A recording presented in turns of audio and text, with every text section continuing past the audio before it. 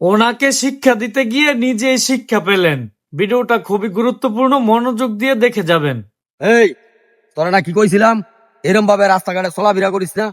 তুই এত অসভ্য কেমনি হইলি? এই দেশের যুবক যুবক ফলাবান গুলো তুই নষ্ট করতেছ, জানাস? তোরে কয়ে দিয়ে ভালো হয়েছিস গা। এইসব যদি ব্যবহার দিই তাহলে সমাজের মাঝে তোরা জুতা বিটা করবো নিয়া। আহারে, আমারে জুতা ভিডা করবেন? আমারে জুতা ভিডা করতে গেলে জুতার বাড়ি নেই, আবার আমনের ভিডিও করে এই চিন্তা কইরে এই এলাকার যুবক যুবক ফুলাফান আমি নষ্ট করতাম কে রে? এইটা আবার কি বলেন দাদা ভাই? ওরা তুমি যেভাবে একটা মহিলা মানুষ মাথায় কাপড় দিয়া উন্নত দিয়া সুন্দর কইরা চলবা, মার জাত মার মতো চলবো।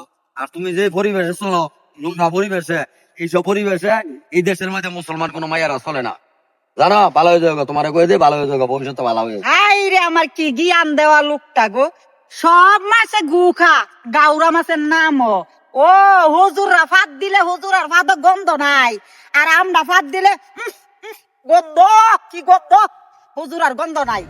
নিজের তরকারির মধ্যে লবণ দিয়েন, পরে মানুষের তরকারিতে লবণ দিতে যায়েন। এই অশুভ মহিলা, ভালো হয়ে যাও। এই অসভ্য বেটা, চুপ! ভালো হয়ে যাও। মসজিদের ইমাম, মসজিদের ইমাম, আইগো আমার ইমাম, বিচার কারে করবেন দেখবেন? জন্মের ফাঁসায় দিমু, নাকো খত দিয়া যাইতে মন কাজ কইরা দিমু, আমার লোকে বাড়াবাড়ি। দেখেননি ভাইরা কি আচার ব্যবহার করে আজকালের মহিলারা?